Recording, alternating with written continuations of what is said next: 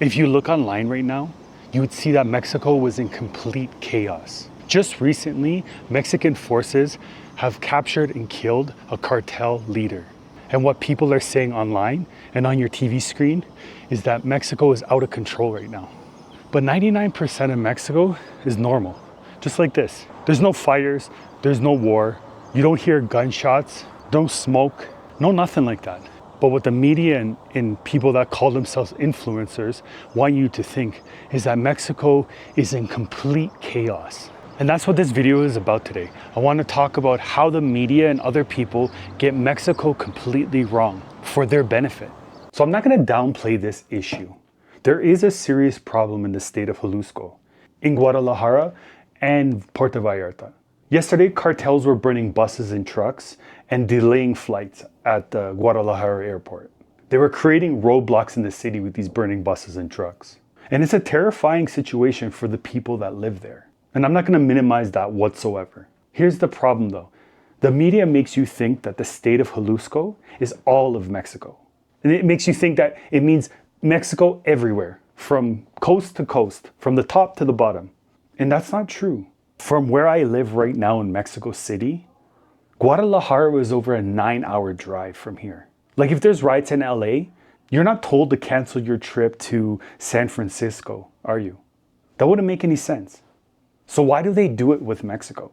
The media treats Mexico, which is the size of Eastern Europe basically, as one neighborhood or one town or one city. So if you look at the warnings from the State Department in the US, they'll break it down from state to state basically. A lot of times I think that even most of the states in Mexico can be safe, yet they're lazy and they mark the whole state as a bad place to go. The main issues that are usually the problem are border towns, small sections of Mexico. But they like to group all of Mexico together. And if something's happening in Guadalajara, they don't want you to travel to Cancun. But if you look online, people in Cancun are fine. Nothing's going on there either. Like here are the statistics that usually shock Americans. If you're not involved in the drug trade and you're in Mexico, that improves your safety rate immensely. So if you're not looking for it, if you're not smuggling it, if you're not doing any bad illegal activities, most likely you'll be okay. And did you know that 80% of people that get caught smuggling drugs over the border are Americans? That fact blew my mind. But it also shows you a bigger picture. Let's take an example. Let's compare Mexico City to a place like Washington, D.C. If you avoid the bad areas, which I don't understand why you would want to visit a bad area considered bad in Mexico City or a bad area in Washington, D.C., because why would you visit those places? But if you remove those places out of it, Mexico City is safer than Washington, D.C. Like the homicide rates outside of those bad areas in Washington, D.C. are worse, and many other cities around the USA. But they don't want you to know that.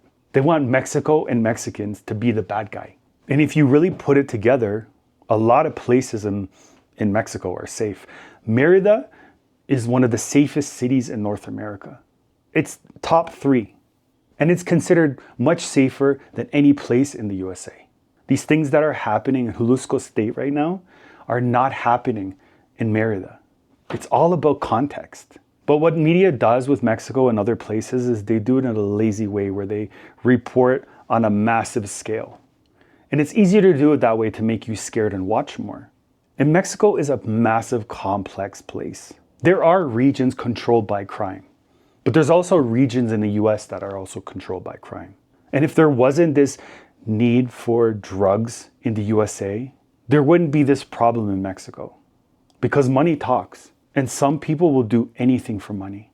And what's happening around Mexico in some places right now is a tragedy, and it's scary. But for 99.9% of Mexico in the country, it's safe and peaceful with normal people just walking around, living life, having normal jobs, and just wanting to live a normal life. So don't let these headlines of a place ruin a vision of how beautiful Mexico actually is. So if you come this far in this video, I'm sure you liked it and I have more for you, like this one right here. This is 10 unwritten rules in Mexico that confuse Americans in 2026. Click it, go watch it. I'm sure you'll enjoy it. And thanks for watching this video.